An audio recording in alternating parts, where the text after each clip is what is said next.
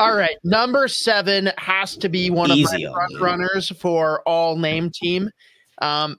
Almost as good as last year's 3-namer. With, I guess, do we have a disagreement on who last year's 3-namer was?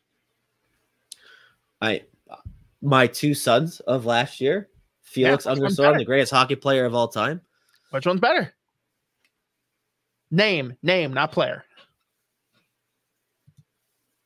Oscar Fisker Bolgaard's kind of just like outrageous. It's like I gotta give him that name. Anyway, Sahlin Wallenius. What an awesome name. He's legit. I really have battled with myself where I would put him and where I'd feel comfortable taking him. Like, there are plenty of people who have him like late first round. I feel like the consensus is right around 50. 6 foot, 180 pounds or so. He's 176. I just usually round up. It's just easy. But the offensive upside's there. Like, crazy skill. Another guy, real solid in transition. Defensively, work in progress, but like manageable. I do question the offensive upside because he can skate himself into trouble, like sometimes. But I love the fact that he does try things using, like, he knows what tools he has. So I like that he at least experiments. The decision making, again, can be like questionable at times. People, and he also plays on the same team as Alphonse Frey, so they're both on Växjö. And like you can see, like, his numbers offensively look better than a guy like Frey because that's how you pronounce that shit. Växjö. Yeah, isn't that crazy? Exjo is Växjö. Yeah, I've heard that both the commentators in Sweden, they've said that, and I've just heard Växjö. Jesus, this is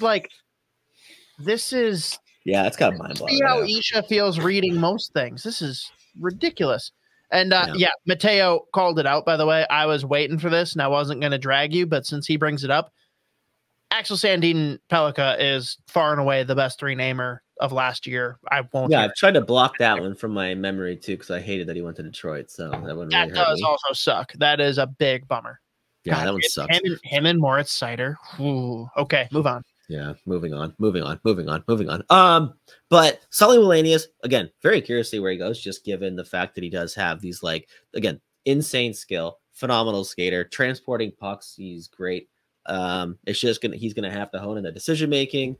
There's times where he might make like a very questionable play, but given the upside and like the talent that he does have, and the fact that he knows like what his tools are, like what his strengths are, he's willing to experiment with those tools, I think gives him a decent enough shot to like be probably a second pair guy who puts up decent enough offensive numbers. Again, I put Frey over him because I see maybe not the same level of offensive potential, but his defensive game is just on another level versus Sahlin Wallenius.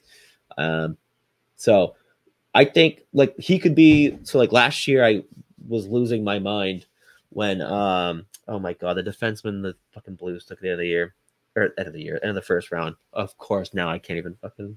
Oh damn, I know who you're talking about too, and now I'm spacing. Theo Lindstein. So I think he'll play a long time. Again, just a really smooth skater. I lied. I had no idea who Theo Lindstein does not ring a bell for me at all. So I was way off track. Yeah. A guy I'm more comfortable taking late second. Yeah. He gives me those kind of like similar vibes where it's like, yeah, there's plenty of upside there just in terms of the skill, the skating ability, and like just the foundational tools. But like the thing with Sahlin Wallenius, he's got different upside than a guy like Lindstein just because he's willing to experiment with them. Like Lindstein just doesn't like to. He just likes to play a very safe game. And that kind of is the opposite of like the Sahlin Wallenius experimenting with his own tools. So we'll see. Wouldn't be shocked if he went 50 or 60. Wouldn't be shocked if a team talked themselves into taking him late first. Would still surprise me, but early second. Because there's upside there. Yeah, fucking fuck off, Cosgrove.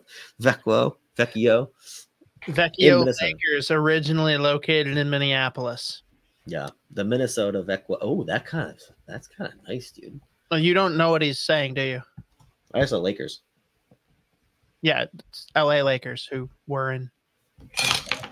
Yes. All right, we're moving past it.